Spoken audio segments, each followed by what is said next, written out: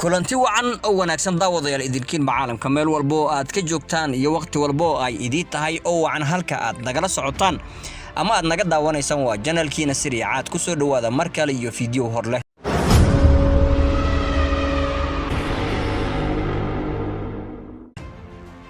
waad ku mahadsantiin la joogiina ee fadlan haddii ay tahay markii kugu horeysay ee saantana soo qabataa ama aad daawataa channelka waxaan ka codsanaynaa inaad subscribe saarto kambaleelkana furto si aad mar walba u hesho muuqaaladii ugu dambeeyay oo ku xiiso geliya ama aad u baahnayd haddii aad horay noola joogtayna waad ku mahadsantahay la joogaaga aad ayaan kaaga abaal celinaynaa waxaana hadda ila fadhiyo ama garabkayga fadhiyo Cabdirasaaq oo aad wada taqaanaan waxaana falanqeyn doonaa dib ayaan idinkaga sheegayaa bal horta salaanta السلام عليكم ورحمة الله وبركاته والسلام يا أصحاب الطاوة channel Siriicaad soo dhawaada ilaa ay ku soo dhawaada channelka ya gacanfura aad baa ugu mahadsantahay Cabdirasaaq sidii adkeed ayuu maanta u hadlay karaale hada waxaa jirto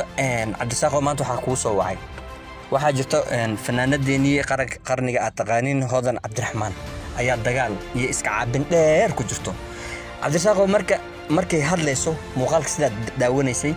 in badan ayay hadlaysay oo si carale ayay u hadlaysay Hodan Cabdiraxmaan haddaba waxaan fahmi waayay waxay sheegtay yani dad ayay dacwad ka ahayd laakiin sida ay u hadlaysay markii aad aragto Cabdirasaaq waxaad la yaabaysaa kelmadaha qaar ay ku lahayd oo aan soo qaadan doono kelmadaha ay ku leedahay bal daawasho wacan waan isku soo laaban doonaa waxaad tiri Mareykan baan deganahay haddaan Mareykan baa degan tahay access baad u leedahay meeshan ku noolahay waad garan kartaa gobolkan degan waa gobolka Soomaaliya ugu badan gobolka Soomaaliya ugu badan ma deganahay walaal qof public figure ana waanahay meel kasta waan joogaa adigoo walaalay aan qeylqeylin buuqin soo caytamin haddaad aniga i rabto ya ku cayn maayo adoon caytamin oo iflagaadeen rada meesha walaal numberkaygu waa public anybody aad wacdo umada Soomaaliyeed ee ku nool America inta numberkayga haynin way yartahay soo hel numberkayga isoo garaaco aniga ila ballan meesha joogtay isu kay sheeg wax walba u baahan tahay inaad iga helaysaa Cabdirasaaq sida aad arkaysay Hodan Cabdiraxmaan aad bay u dhaaratay waliba iyada oo cabanaysa oo sheegaysa in laga qaldanaa fiidiyowga intiisa badan lama soo qaadan karo uu dheeriya okay waxaan la yaabay oo igu kalifay inaan soo qaato ayaan ku sheegayaa Cabdirasaaq hadii ayba iyada u dareentay dadka inay soo cayeen ama ay qalad galeen qalad in lagu saxo sidee baad u aragtaa Cabdirasaaq horta wallahi arin wanaagsan ma aha moogta Cabdihaabo marka hore marka labaad waxaan ka daba tagayaa eraad ka soo qabatay oo fanaanada qaranka Hodan Cabdiraxmaan fanaanada qaranka umada Soomaaliyeed dhamaantood waxaan ka wada soognahay meen wada ognahay runtii waxaan weeyaan qof inta badan Soomaali Maxamed Adal magac ku dhaxday sababtoo leh fanaanada qarankana waa fanaanad qarannada Soomaaliyeed dadka ka noqonin kowdi yani kama hadlay dawlad yani kama hadlay qolo Soomaali oo dhan aan ka hadlayaa runtii markii inta laga yimaado niyowday horta qof faamos oo inta meel soo fariista media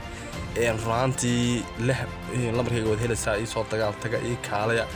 meel baan kula joogaa waan subaxna giftiin iska saarna wasleena horta aad u dhib badan tahay runtii صح هذا عبد الرحمن حبيبنا dadka ugu followers ka badan ay barta Snapchat-ka ka mid tahay runtii dad badan ay la socdaan laakiin dheriga maxaa karka kana soo ismaamada waa kuleelka haddaba iyada taas jirta in Cabdihaabo runtii waxa ka hadashiyay ama waxa ka qeylisiiyay Hodan Cabdiraxmaan wax dhib yar ma aad marka runtii horta wallahi wax qurux badan ma aha dadku inay marka qof qodoma qalad iska daba jawaabo taa habla waxa sheegtay qarkiin hooyeenka caayin Hodan laakiin inta ugu badan yara tusaaleera iyada iyo fanaanad kale Soomaaliyeed halka magaceedana ka sheegay ma qurux badna marka la hadlo oo soo hadlo waan iska caadiin waa dhaqamiyada waan ku qaano marka runtii horta wax nagu cusub ma Hodan oo jawaabaysa maalin dhawdin koor waxa arkay ragga aflaga deynaysa haddana imkana hablaabaysa istaanbar runtii marka horta wax nagu cusub ma aha balse laakiin ma qurux badna Cabdirasaaq akaad dabageeyo barnaamijkan sababtii keentay ama inay hablaha u soo jawaabaan ayaa waxa lagu sheegay inay ahayd barnaamijkii Safiya Tusmo way u soo hiilisay kadibna raggii oo dhan ayaa cayday laakiin barnaamijka sidoo u dhacay Safiya Tusmo dhibaatada gaartay ragga intooda badan way ka wada xumaayeen waxa dhacday markii ay taa ka soo caytantay dadka iyada u soo jawaab celinay maadaama hadalkaas ay ku hadashay ee ragga oo dhan ay u gaftay ayaa keentay in ay hadalkaani sidan u sii socdo hadalku way faantay ayaa u maleynay Cabdirasaaq kadib taa darteed ayay loo soo caayay Hodan hadalkan uu meeshan ku gaaray iyada haddii ay yacni ay dhacday in lagu gafo ka hodan ay gafta ka hodan ahaan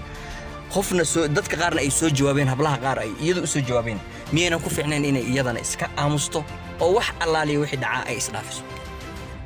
cabdihaabo horta aad baan ugu xumay arrinkaas safeetus marka maantii inta badan aad ugumaan sii warhaynin oo saa oo lamaan sii jeclin arrinkeeda balse laakiin inanka soo Soomaalida dhibaateeyay ma qurux badna maantii waan ka xumay 100% waxaan filayaa ragga inta dhiig iyo dameerkii oo iskala inta weyn ka xumaantana runtii wax wanaagsan ma aha runtii waan xaq buu leeyahay cabdihaabo qofku hadduu kugu qaldamantay qofka inaad iska celiso Soomaaliya kuma qof aan shantaada furud ka celin sharci ma celin runtii way wanaagsan tahay balse laakiin iyadoo qof public finger cabdihaabo 100% qof baa la soo caaya maalintii boqolaal qof wax laga sheegaa laakiin ilmo wanaagsan aniga in qofku u jawaabo markuu yahay qof aan iska dhaafaa wala adkaysta because adaa doontay inaad malaayiin qof kuna caayaan kuna amaanan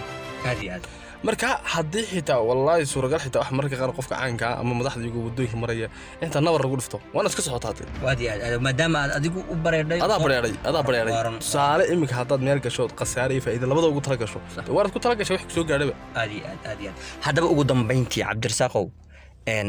fanaaniinteena waa sheegtay laba fanaan ayaa ugu cadcad markii la dhaho jawaab celin ama fal celin wax kasta uu ka yimaado samaan iyo xumaan waxa ay noqoto aan u badin xitaa xumaanta fanaaniintaas maxay fanaaniinta kale kaga soocan yihiin miyay ka adkaysi yar yihiin mise iyaga ayaa u abuuranba in aanan waxba lagaga tegin oo ciyaar kasta oo dhacdaa waxay jecel yihiin inay barbardhac ku dhamaato horta cabdiyaabo hadalka cabasheeda ku jiraad gacantaada kula soo baxdo ma qodobna laakiin fanaantan iska wada ognaayay midna waa hodan cabdiraxmaan midna waa farxiyo kabayar waa iska wada naqaan farxiyo kabayar nin Soomaali horta wala sheegay channelka galo aad beerashka wajinto in wariyo Soomaaliyeed ay farxiyo kabayar maalintii gabadh noqotay Soomaali baabada ifan hadii nin laga dhigi lahaa Soomaali way hagaagili marka runtii horta waa laba qof inta badan iska jecel Taliyaan waa laba qof inta badan iska jecel iyaguna hadlaan waa laba qof iska jecel يعني واحد الحضارة الصومالية ولا وقفوا حتى صار يردوا من كوسا قادم مركي حتى هسا قادم عبدها واحد صار هسا انت بدن كدونا او صفير تدين marka wada iska jecel in iska taliyaaliyo madaxweynaha iyo xiskan noqon oo iskaga qabsan marka gebiga dhow waxa haystaan bulshada qofkii ka soo hadlay kii u soo joogay kii ku hodan xaga day kii farxiyo ka daawa ciyaarteen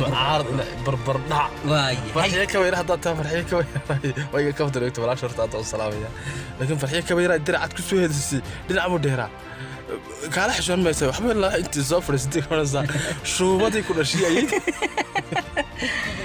aad baad u mahadsantahay cabdirasaaq daawadayaasha qudhiinana waa idiin deyn doonaa waxa ay idinla tahay qalad in lagu saxaa inuusan khayr ku jirin Soomaaliya oo dhan maanta way wada ogtahay